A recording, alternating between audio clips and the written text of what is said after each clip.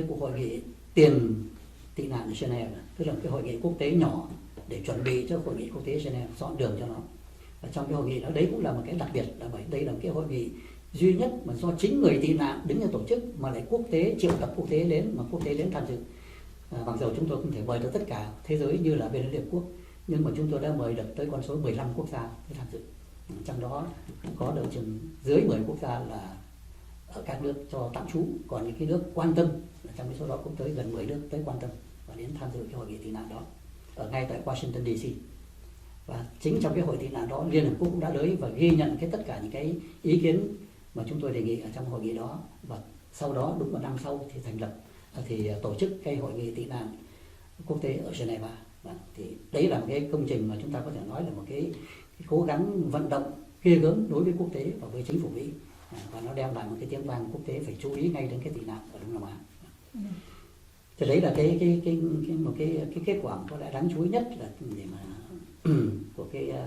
tổ chức chúng tôi. Sau đó là phải nói đến cái vấn đề cái hội nghị Geneva.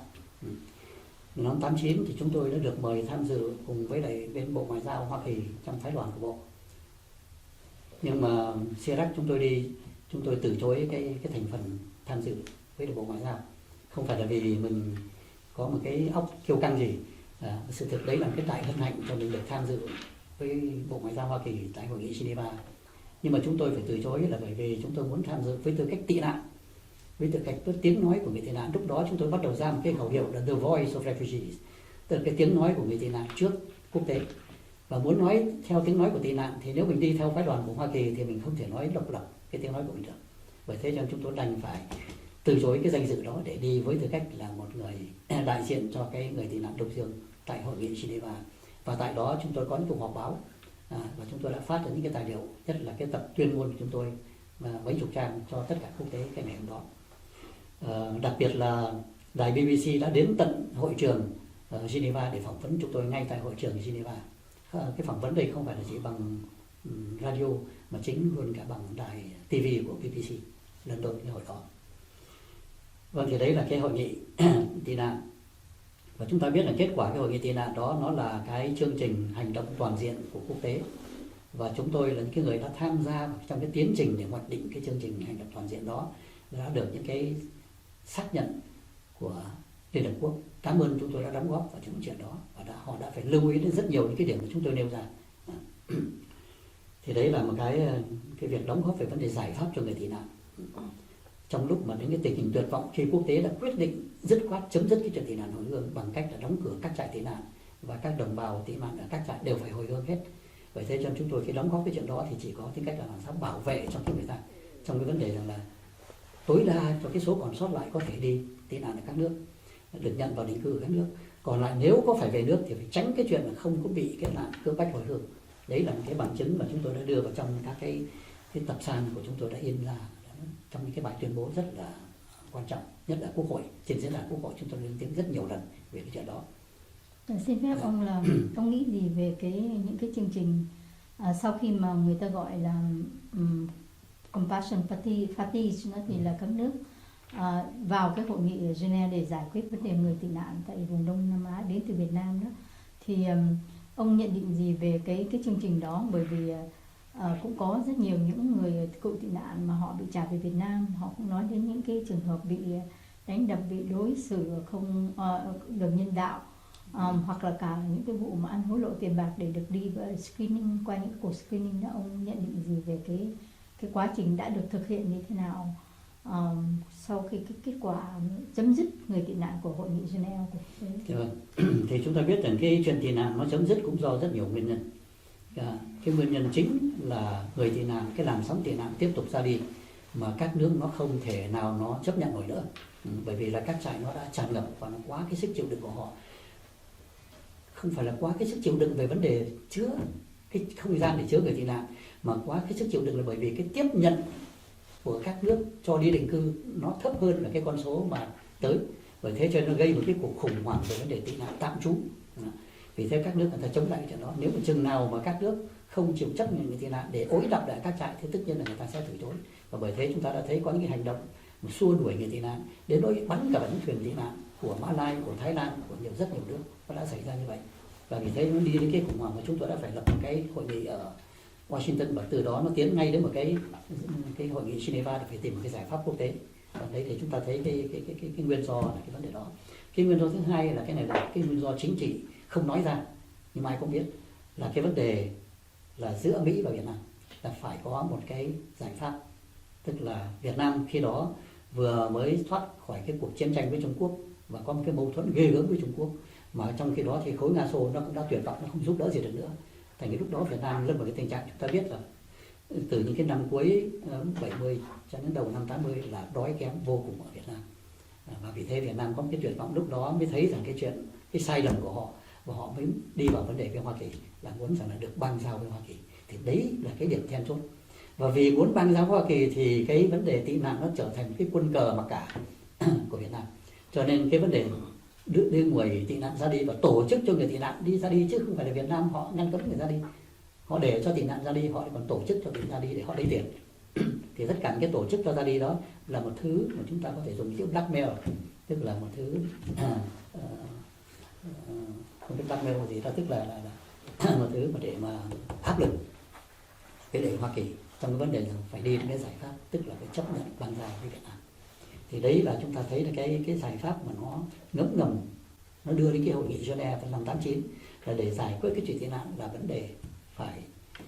các người tị nạn là phải chấm dứt cái chương trình nạn, phải chấm dứt và người tị nạn phải hồi hương, và đồng thời sau đó là đi đến cái vấn đề có cái vấn đề một cái tiến trình điều đình về bang giao Việt Nam. Nên cái tiến trình nó cũng kéo dài thêm mấy năm nữa nó mới xong. Chúng tôi cũng mở một dấu ngoặc để hỏi ông một vấn đề nó khác với vấn đề chúng ta đang bàn thảo tới, đó là vấn đề tị nạn. Đó là ông cũng ngoài là nhà tranh đấu thì ông cũng theo dõi rất sát về vấn đề chính trị, đặc biệt là chính trị cái sự liên hệ giữa Hoa Kỳ và Việt Nam sau cuộc chiến. Thì ông có biết gì về cái chuyện những cái cố gắng của người Hoa Kỳ muốn bình thường hóa bang giao với Việt Nam sớm hơn cái thời gian này mà ông vừa nói tới đó, đặc biệt là qua cái thời dưới thời của ông Carter, tổng thống Carter đó, thì cũng đã nhiều lần tìm cách để liên lạc, nhưng mà cái chuyện gì đã diễn tiến xảy ra, nếu ông có thể biết, ông xin cho biết ý kiến. Dạ vâng, thì cái quá trình giữa Việt Nam với lại Hoa Kỳ đó thì có thể nói rằng là cái ý kiến bang giao đầu tiên là của Hoa Kỳ. Ngay từ thời Carter, khi mà chiến tranh vừa mới chấm dứt được độ chừng hơn một năm, từ 75 đến năm 77, cái ông Carter đã 76 77 đã có cái ý là muốn bang giao với Việt Nam. Cái việc đó không có nghĩa là về vấn đề bang giao để có lợi gì về vấn đề kinh tế của Hoa Kỳ cả, về thị trường Việt Nam nó không phải là một cái thị trường ghê gớm đến như vậy. Thế nhưng mà cái vấn đề đó đã thấy cái vấn đề Trung Quốc ở trong đó rồi. Cái vấn đề Trung Quốc, Mỹ đã nhìn thấy ngay cái vấn đề là không thể để cho Trung Quốc có thể bành trướng ở vùng Đông Nam Á được. Và vì thế cho nên Việt Nam nó sẽ là một cái chặn đứng được Trung Quốc, một cái quốc gia quan trọng nhất về thế chiến lược để chặn Trung Quốc ở Đông Nam Á. Thì Hoa Kỳ đã nhìn cái chuyện đó, cho nên Hoa Kỳ đã vội vàng phải quay trở lại và đề nghị Việt Nam là bang giao vô điều kiện. Nhưng mà Việt Nam lúc đó có lẽ đang vì một cái say men chiến thắng, một cái chiến thắng mà cho rằng là vô địch của thế giới rồi, cho nên lúc đó cũng đặt vấn đề, cũng thấy rằng có thể là đi với Hoa Kỳ cũng được, nhưng mà đặt vấn đề với Hoa Kỳ là phải bồi thường chiến tranh, nhất là nhắc đến cái số tiền mà ông Nixon đã hứa là hơn 3,5 tỷ đô la, thì bây giờ mới chịu nói chuyện về vấn đề bang giao, chứ không hẳn là đã chịu bang giao này, phải đưa tiền trước, bây giờ mới nói chuyện bang giao. Thì vì cái cơn say chiến thắng đó mà thành ra phạm những cái sai lầm hết sức là lớn lao, không nhìn thấy cái họa Trung Quốc ở đằng sau mình, mà chỉ nhìn thấy cái vấn đề là dùng cái đe dọa đó để mà làm tiền của người Mỹ, chính phủ Mỹ. Thì đến lúc mà sau những cái thời gian với những cái cố gắng đặc biệt là của cái ông Richard Holbrooke, ông Dick Holbrooke là cái ông thứ trưởng về ngoại giao của Mỹ, và đặc biệt là người phái viên của ông Carter, và đi sang Việt Nam, không phải đi sang Việt Nam mà đã sang Pháp và đã gặp những đại diện bộ trưởng ngoại giao và đại diện của chính phủ Việt Nam để mà nói về chuyện bang giao. Rốt cuộc sau 2 năm trời học thành mà cứ giằng dai về vấn đề cái số tiền đó, thì trong cái đó chúng ta biết là trong nội bộ của chính quyền Mỹ lúc đó nó có 2 khuynh hướng. Một cái khuynh hướng là của ông ngoại trưởng Cyrus Vance là chủ trương bang giao Việt Nam để tính các con đường chặn Trung Quốc. Một cái con đường thứ hai là con đường của bên Hội đồng An ninh Quốc gia, lúc đó là của ông Brzezinski. Brzezinski là một ông Do Thái, ông ấy chủ trương vấn đề đi với Trung Quốc giống như Kissinger vậy. Tức là đi làm ăn với Trung Quốc, chứ bây giờ vấn đề quyền lợi, chứ còn cái vấn đề dùng cái chuyện mà sợ ngăn chặn sự đe dọa của Trung Quốc thì cái điều đó là cái vấn đề xa vời. Cho nên Helsinki mới tranh thủ với ông Sarusven. Thì đầu tiên ông Carter đi với Sarusven, nhưng mà sau vài năm thấy Việt Nam cứ giằng dai đòi tiền đòi bạc, thì về sau lúc ông Carter bỏ cái chương trình của Sarusven mà chọn con đường của Helsinki đi với Trung Quốc. Và ngay khi mà ông Carter vừa mới quyết định để đi theo cái Trung Quốc thì Việt Nam tỉnh ngộ liền. Lúc đó mới nhìn thấy cái nguy hiểm, và lúc đó là với vội vàng nói với Mỹ rằng thôi chúng tôi bỏ cái điều kiện 3,5 tỷ. Thì với chúng ta bàn chuyện bang giao, thì lúc đó ông Carter trả lời too late. Đấy là cái lỗi lầm căn bản của Việt Nam, từ đó quá trễ rồi. Đấy là mà phải đợi. Vì thế cho nên từ cái năm đó là năm 79, khi mà Trung Quốc cuối năm 78 là Mỹ bằng lòng đi với Trung Quốc. Và vì thế đến đầu năm 79 là mùa xuân là Trung Quốc đánh biên giới này. Nghe lúc Đặng Tiểu Bình trăng sang thống Carter báo tin xin phép Mỹ cái là cho tôi đánh, dạy Việt Nam ngoại học ngay đầu năm 79. Thì chúng ta thấy rằng là đấy là cái chuyện rất là nguy hiểm cho Việt Nam, mà không nhìn thấy cái đó. Mà Mỹ đã nhìn thấy cái cơ đó để mà điều chỉnh trước, mà không nắm lấy cơ hội đó, để cho đến từ 79 cho đến mãi năm 95 mới có bàn giao, tức là 10 mấy năm sau. Một cái cơ hội lỡ đến như vậy, mất cho cái vấn đề cái thời gian đó, làm cho Việt Nam tụt hậu như thế nào, rất tai hại. Thưa ông, để lát nữa có thời giờ chúng tôi sẽ xin hỏi với ông cái câu hỏi là Việt Nam đã bỏ bao nhiêu cơ hội để mà tiến với thế giới và đi với tàu? Rất nhiều cơ hội. Và nếu có thể thì xin ông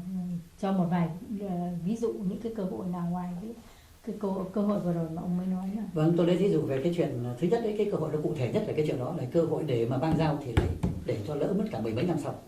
Rồi sau đó khi đã bang giao rồi thì cứ nhì nhằng trong cái chuyện rằng là không có chịu tuân thủ những các cái điều kiện như là của các cái nước dân chủ để mà bang giao với nhau, mà vẫn cứ dùng những cái chuyện lợi dụng trong cái chuyện để cho cái một chiều nhiều hơn, để cho cái sự giúp đỡ, chứ còn cái vấn đề về cái con đường mà gọi là dân chủ hóa thì không có tiến bộ gì cả, cứ dậm chân tại chỗ, phải nói mà không có làm. Đấy là cái chuyện ở Việt Nam. Thì đấy là cái cơ hội, những là vấn đề về phát triển kinh tế, hay là về những cái chuyện mà Mỹ đã offer những cái chuyện là phải có thế này thì bây giờ chúng tôi mới mở ra cái kia. Vâng, đó. Thì những cái đó đều bị Việt Nam là cứ ngưng đọng hết cả lại. Và sau đó cho nên vì thế phải càng ngày càng lệ thuộc vào với Trung Quốc nhiều hơn. Và khi đã lệ thuộc với Trung Quốc nhiều quá rồi thì thành đi những cái vấn đề với Mỹ thì nó đơn ra thành cái vấn đề là đi hai bên, hai chân đi còn cái đu dây giữa hai bên. Thành Việt Nam đu dây suốt từ cái thời gian đến giờ, cái thời gian đu dây đó nó chỉ có những cái lợi trước mắt lặt vặt để cho Việt Nam tồn tại, chứ không có để cho Việt Nam phát triển. Mà trong cái sự tồn tại đó thì lại bị Trung Quốc nó đè ép và nó bóc lột và nó đàn áp, và đến cái nguy cơ là có thể thành một thứ thuộc địa, thành một cái tỉnh của Trung Quốc. Đấy là cái Việt Nam bây giờ nhìn thấy rõ cái đó và cũng không ra được. Là lúc đó bởi vì đã chót đi với Trung Quốc, và nhất là vì những cái quyền lợi chỉ vì được tồn tại cái chế độ của mình, cũng như là những cái quyền lợi của phe nhóm của mình. Cho nên vì thế Việt Nam đã để rất nhiều cái cơ hội nó qua đi để có thể đưa cho nước Việt Nam nó tiến đến thành một cái nước thịnh vượng, giàu có, một con rồng của Á Châu hay một con cọp của Á Châu. Không, trở lại vấn đề người tị nạn thì sau khi mà hội nghị Geneva mà đưa đến những cái quyết định về vấn đề giải quyết vấn đề người tị nạn, thì trong đó có những cái chương trình như là rollover, tức là những người không được chấp nhận phải đi về trở lại Việt Nam, vân vân. Và những cái cuộc tranh đấu của những người tị nạn trong các trại, ví dụ như trại trắng ở Hồng Kông, có rất nhiều cái điều người ta than phiền rằng họ đã bị đối xử không có công bằng, rất là ác độc trong một số trường hợp. Ông có thể cho biết, bởi vì ông cũng đã đi lại đi thăm những cái trại đó nhiều, thì cái nhìn của ông như thế nào cho những người đó? Vâng, cái câu hỏi nó có hai phần. Thứ nhất là vấn đề đối xử người tị nạn ở các trại, và thứ hai là cái chương trình Rover như một cái giải pháp. Nhưng tôi phải nói như thế này, là cái sự đối xử với người tị nạn các trại rất tồi tệ. Trong tiếng Anh lúc đó nó gọi là subhuman condition, rất là tồi tệ quá mức, không còn có cái chương trình có tí gì nhân đạo trong đó cả, dưới cái mức nhân đạo. Thì cái điều đó cũng rất là hiển nhiên, nhưng mà cái điều đó cũng dễ hiểu ở chỗ rằng là bởi vì các nước nó phải làm áp lực để mà đến một cái giải pháp. Là cái giải pháp là làm sao phải giải tỏa các trại để cho họ không có bị phải gánh vác người tị nạn các trại nữa. Thì đấy là cái áp lực đối với Hoa Kỳ với lại các cái nước định cư ở trên quốc tế, Canada hay Pháp chẳng hạn. Ông có những cái ví dụ cụ thể nào trong cái vấn đề gọi là subhuman condition? Vâng, thì cái đó nó rất nhiều về vấn đề vật chất, thì tức là làm sao, tức là vấn đề ăn ở, thiếu điều kiện vệ sinh, thiếu những cái điều kiện tiếp tế về vấn đề thực phẩm, thiếu những cái điều kiện về vấn đề cho con em được học hành, thiếu điều kiện cho những người phụ nữ để có thể về những cái vấn đề mà sinh con đẻ cái vân vân. Rồi thì vấn đề đàn ông thì lại vì những cái chuyện là họ dồn cho những cái người đàn ông vào ở trong cái tình trạng là họ đi đến vấn đề là phải trộm cướp hay bạo động. Thành do đó cho nên nó đi đến vấn đề là đàn áp. Và thậm chí đã có, chúng ta thấy có những thí dụ như là ở Hồng Kông đã có những cái vụ mà đã đốt trại và đã nổi loạn, cái người có những cái vụ riot mà phải dùng đến bao nhiêu là police vào đến để mà đàn áp người tị nạn. Thì chúng ta thấy đấy là những cái thí dụ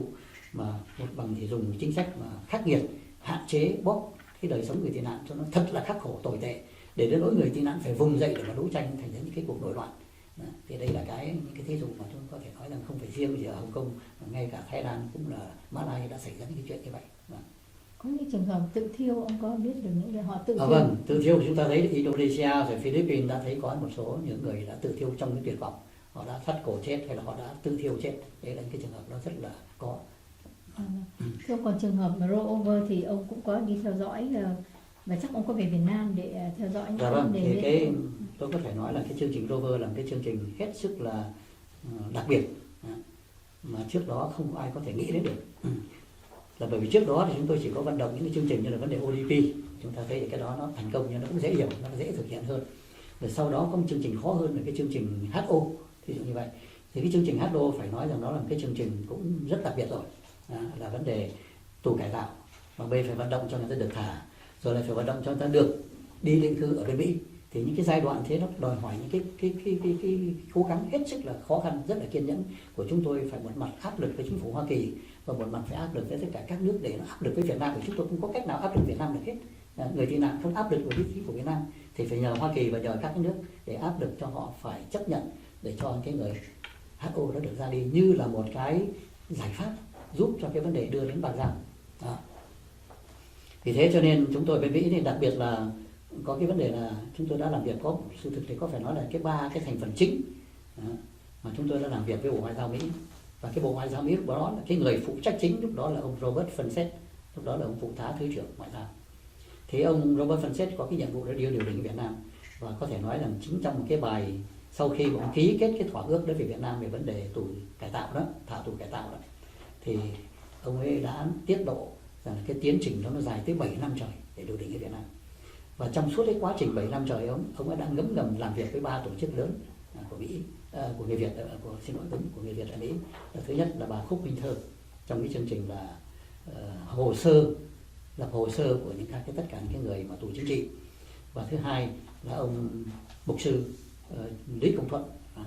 Ông mục sư Thuận là lo về tất cả những cái người về tôn giáo bị bắt bớ, làm danh sách của những tôn giáo. Và về phía chúng tôi là cơ quan CIRAC thì về lo cho vấn đề các văn nghệ sĩ cũng như là về vấn đề chính sách nhiều hơn. Thì cơ quan CIRAC đặc biệt lo về chính sách. Thành tất cả khi những cái tài liệu mà chúng tôi nhận được, những cái hồ sơ mà chúng tôi đi các trại hay là nhận được từ các trại gửi tới về vấn đề của các cái thành phần người tị nạn, kể cả hàng ngàn người, thì chúng tôi đều chuyển những cái hồ sơ đó sang trong bên bà Thơ. Thành cái 3 người chúng tôi có một cái phối trí với nhau. Thì bà Thơ với lại cái hội phụ nữ, bởi các bà ấy rất đông và rất nhiệt thành, các bà ngồi làm hồ sơ các bộ ngoại giao. Chúng tôi chỉ vấn đề là đi điều đình, CIRAC là điều đình với bên ông phân xét và làm việc về vấn đề chính sách nhiều hơn, cho họ biết về những cái vấn đề Việt Nam như thế nào để họ điều đình, họ thúc ép để Việt Nam phải hợp tác. Thì đấy là cái chương trình HO là như vậy. Cho nên khi ông phân xét ký cái hội nghị đó rồi, ký cái bản hiệp ước đó, thì về đến Washington ông ấy họp báo, và ông trong cái bữa họp báo với cộng đồng cả ngàn người thì ông tuyên bố về cái vấn đề tiết lộ cái 7 năm đó và cái hoạt động với 3 người chúng tôi đã cảm ơn đích danh tên của 3 người trong cái họp đó. Thế còn những cái chương trình rover đó thì là cái chương trình không ai ngờ tới cả, mình tưởng là HO là xong rồi, nhưng mà cái rover nó xảy đến là chỉ vì có cái chuyện là phải hồi hương. Mà chúng ta công nhận rằng trong cái chuyện hồi hương có rất nhiều người bị oan, bởi vì trước cái chuyện hồi hương nó có cái vấn đề thanh lọc. Chúng ta biết là chương trình thanh lọc đầu tiên tại Hồng Kông rồi đến tất cả các nước Đông Nam Á khác, nó theo cái giải pháp là thanh lọc những người nào mà qua được cái tiến trình thanh lọc thì được công nhận là tị nạn thì được đi, còn tất cả những người bị bắt thanh lọc là phải hồi hương hết, dù rằng là phải cưỡng bách chăng nữa thì cũng phải về. Thì chúng tôi theo dõi rất sát cái tình hình đó thì thấy rằng là cái tiến trình thanh lọc nó có rất nhiều bất công trong đó, có rất nhiều người tị nạn là tị nạn chính thức gọi là bona fide refugee mà rồi thì vẫn phải bị hồi hương. Thì chúng tôi mới phải lập một cái chương trình đặc biệt như vậy. Từ đó nó mới nảy sinh cái chương trình đặc biệt chúng tôi đưa ra rất sớm. Là khi đó là chúng tôi đưa ra cái chương trình nó họp ở bên Phi Độc Thân.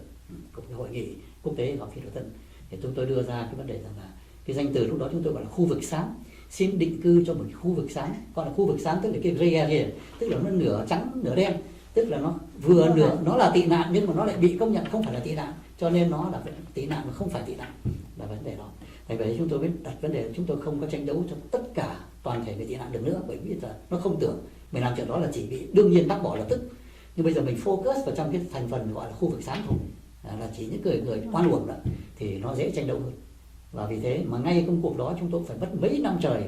vận động, và sau đó đi đến vấn đề là nhờ được cái hỗ trợ của hơn 100 cái tổ chức của người Mỹ cùng với CIRAC mà chúng tôi làm chủ tịch của một cái ủy ban đặc biệt đó, mà lên điều đình làm việc với Bộ Ngoại giao Mỹ trong hơn 3 năm trời. Thì đó mới được chính phủ Mỹ chấp nhận cái chương trình Rover đó. Vâng, tôi muốn hỏi về con số là bao nhiêu người bị trả về Việt Nam trong cái thời gian đó và bao nhiêu người được hưởng cái rollover?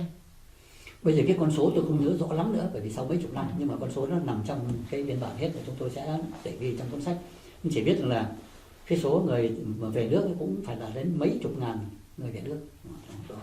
Và cái con số rover mà ra đi đó, tính cho bắt đầu được chấp thuận ra đi năm 94-95 gì đó đó, mà cho đến 2-3 năm sau đó thì là cái con số nó lên tới 10 mấy ngàn người, kể cả gia đình của họ nữa, đấy dĩ nhiên.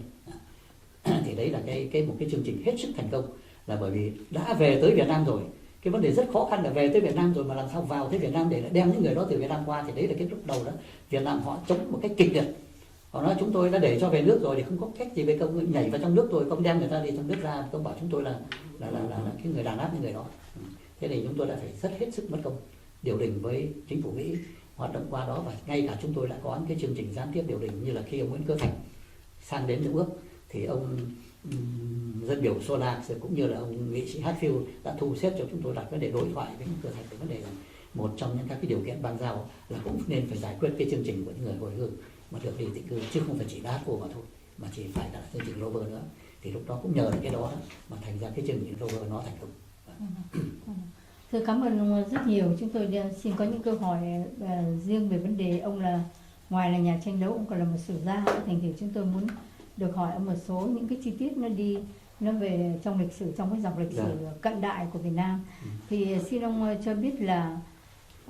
tóm tắt gọn thôi, là vì sao mà người Pháp đánh chiếm Việt Nam vào quãng thời gian này? Vâng, có lẽ câu hỏi đó liên quan đến vấn đề mà cái cuộc kháng chiến chống Pháp để giành độc lập, tức là cái lịch sử cận đại. Thì cái lý do Pháp chiến Việt Nam thì cũng dễ hiểu thôi. Vì chúng ta biết rằng là các đế quốc mà đặc biệt như là Anh rồi thì Hòa Lan rồi Pháp, đấy là những cái đế quốc bắt đầu mà xâm nhập vào cái quốc gia thuộc địa để đi chiếm, là chỉ để khai thác tài nguyên của người ta, dùng người dân thuộc địa làm nô lệ để mà hoàn toàn trục lợi mà thôi. Thì cái vấn đề Pháp đến Việt Nam thì bắt đầu bằng cái tiếng súng đầu tiên bắn vào cửa Đà Nẵng. Thì đó là năm 1860 gì khoảng đó. Thì sau đó thì là nó kéo dài đến cái chuyện mấy năm sau thì họ bắt đầu chiếm 3 tỉnh miền Đông Nam Kỳ. Rồi sau đó là đến 3 tỉnh miền Nam Nam Kỳ, đánh Mỹ Tho, Tịnh Định, Tường, Châu Đốc, Hà Tiên v.v. Tức là 6 tỉnh miền Nam là bị chiếm hết. Thì sau khi chiếm cái đó xong họ lại lấn sang đến cái vấn đề miền Bắc, Trung và Bắc Kỳ.